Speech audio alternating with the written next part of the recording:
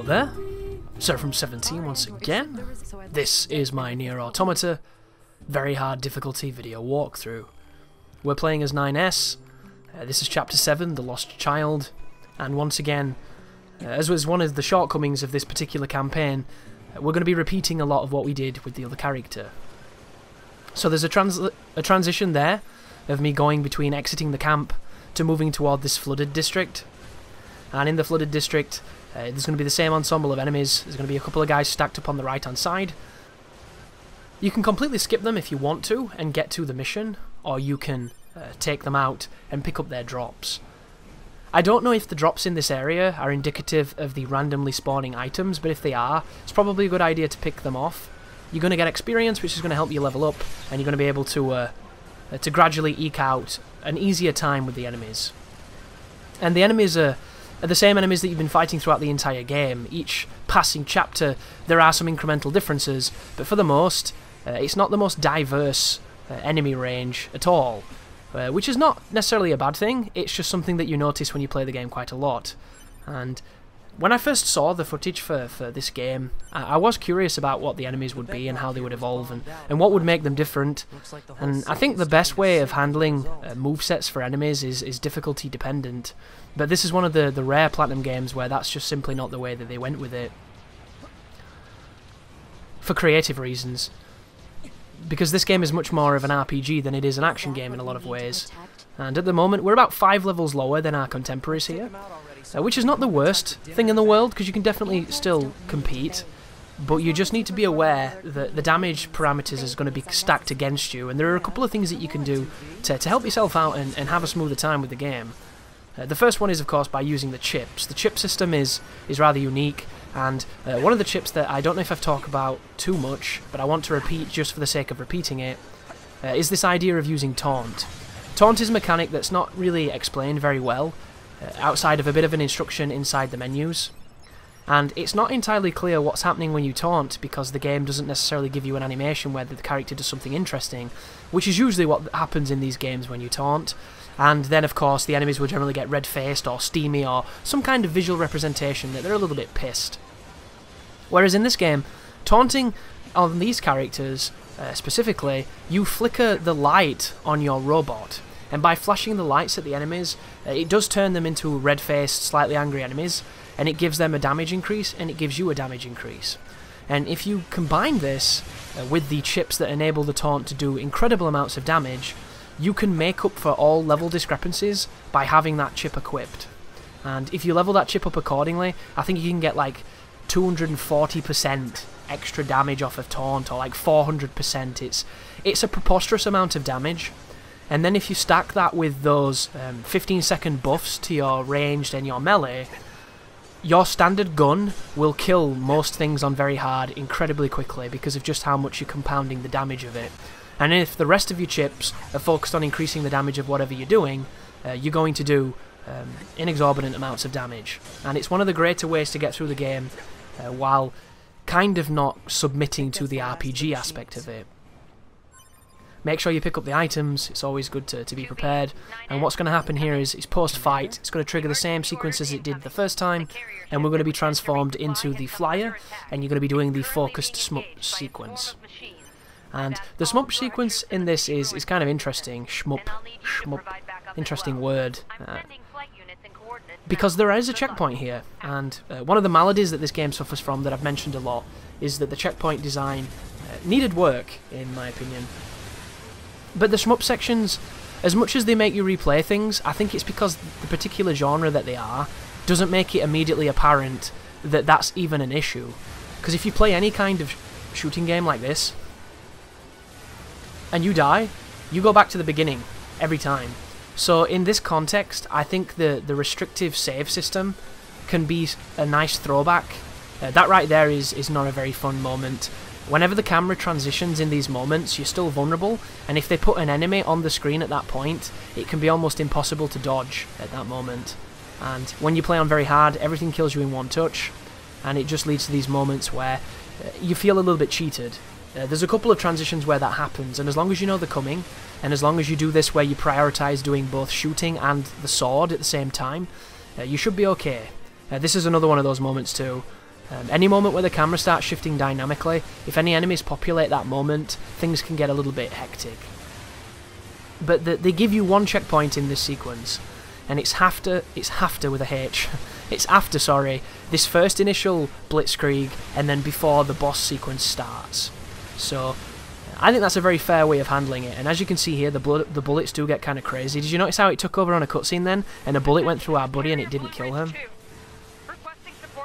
But this is where the perspective and the parallaxing can get a little bit counterintuitive.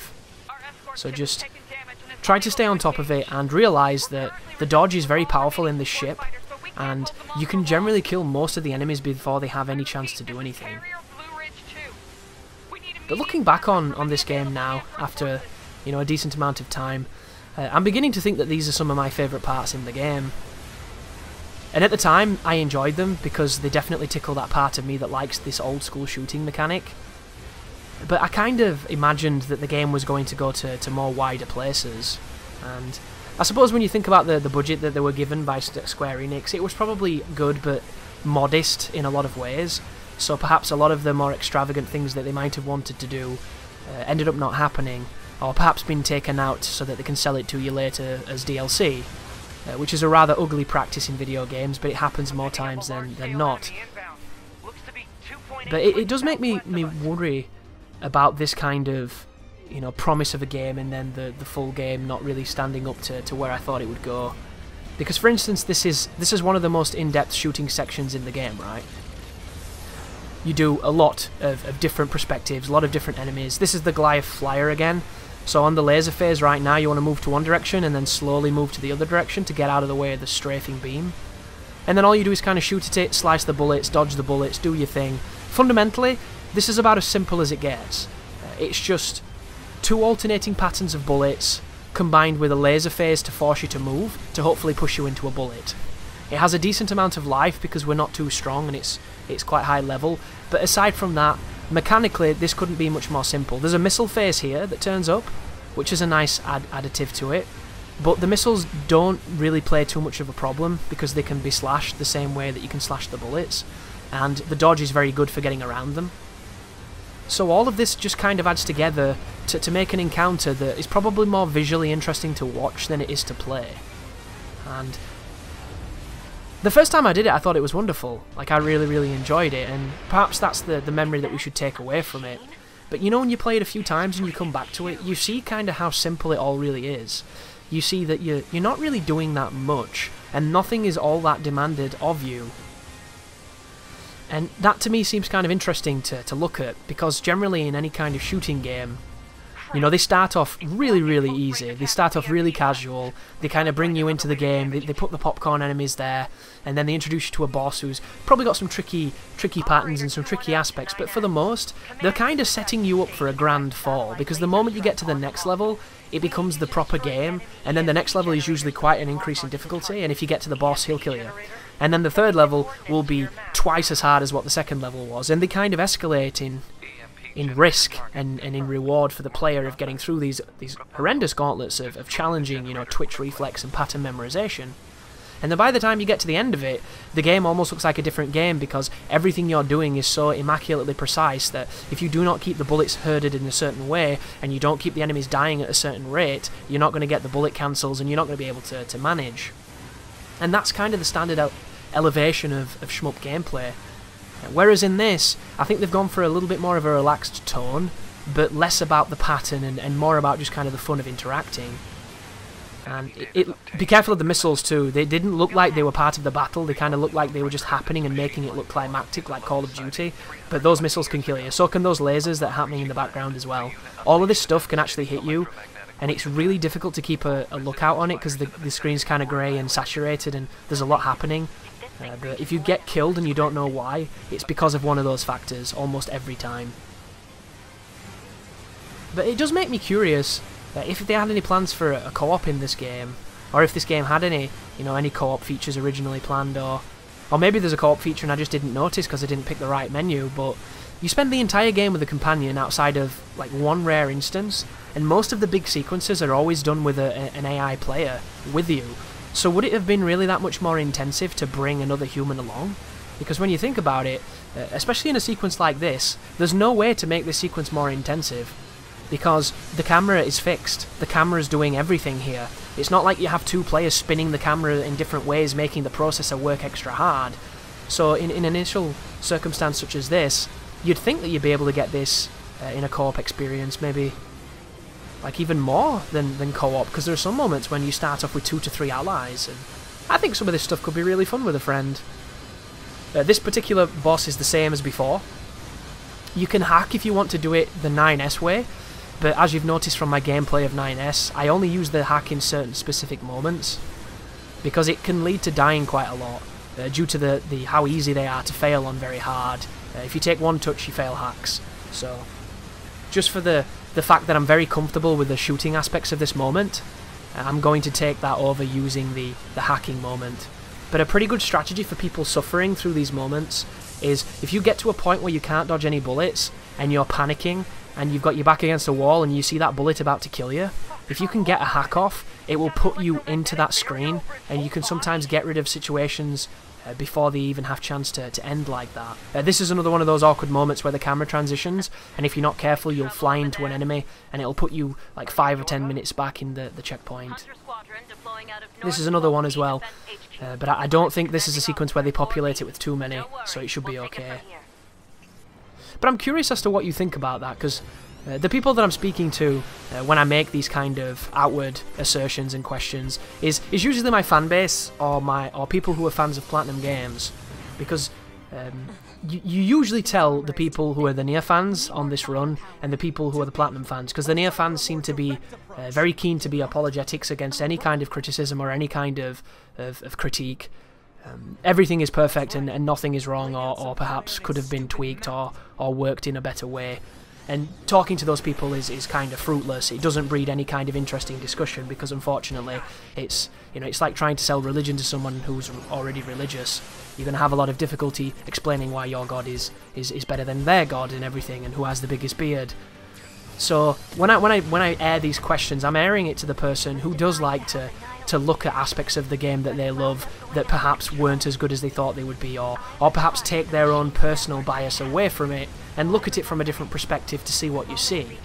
Because it can be an enlightening experience, it can be a fun experience.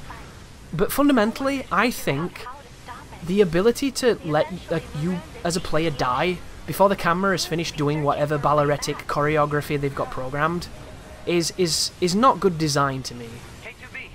I think it's a good idea that perhaps needed more work. Because fundamentally, on a first playthrough, if you die to something like that, you can kind of accept that, oh, I didn't realise that that's what the camera was going to do. Now that I've died, I'll learn from this, and it's my fault. I think that's what a lot of people will do in that initial moment. And then you realise that those enemy spawns can kind of be dynamic. So when you get back to that sequence again, sometimes the camera doesn't linger the same way. Sometimes the enemies don't populate at the same place. You know, it does change. I've done this sequence several times now, and those moments, there's been moments where they were never ever anywhere near me when the camera was changing, and other times where they spawned on top of me and I died. And it's one of those things where I can't imagine thinking that is something that would validate this kind of sequence when it comes to challenge and difficulty, something that I've talked about a lot with NieR, and something that a lot of people have disagreed with me over on what they believe the difficulty is and things of that nature. Because in my opinion, this should be the hard stuff. When all the rules are established, when all the players are known, that's where the difficulty should exist. It should exist in dealing with the situation and dealing with the challenges that are presented. When it's something that goes against movement and goes against your camera, like, you know, a good example of the camera stuff is, if you've ever played something like God of War. In God of War, the camera is fixed, and it has certain dynamic features that will move it and make it scale and track with you, but for the most, there will always be that moment in God of War where you come up against an opponent who's quite large, usually a Cyclops or something of that nature, and the camera cannot keep him on the screen, and you on the screen at the distance where you need to be where his hits can't hurt you, at the same time.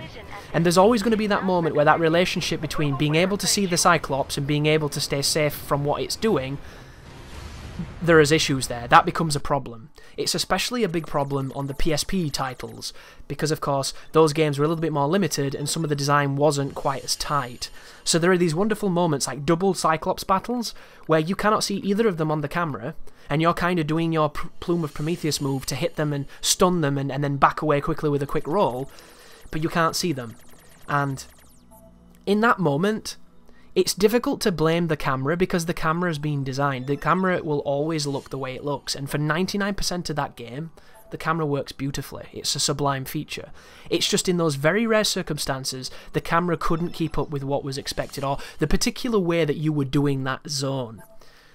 And it breeds the question of how do you fix that? Well, you can analyze, can't you? And you can lament the fact that they didn't design the room to kind of complement the way the camera works. But even then, it's a difficult thing to overcome because you can come at it from a different perspective. You can come at it from the perspective of the camera doing that is also part of the challenge and part of the problem to surpass and to overcome. The same way that environmental hazards and factors, a lot of people take that into consideration of a battle, and your ability to like passively and dynamically do those areas is 100% dictated by whether or not you clip on an area, or you get stuck on a boss, or you bump into the one rock in that room and you can't keep running away from the attack. A lot of people look at that as an add-on to the difficulty, like a heads-up awareness, and I think that's a fascinating stance on that topic. But to put a bow on it, now we're at the end of the video, I don't think taking control out of the player's hands and having enemies spawn on top of them is the way to do that kind of sequence, especially with such a punishing checkpoint. It seems to me like it's just... I'm not going to say people didn't test it, because they clearly did, but it makes me wonder if they saw anything wrong with it.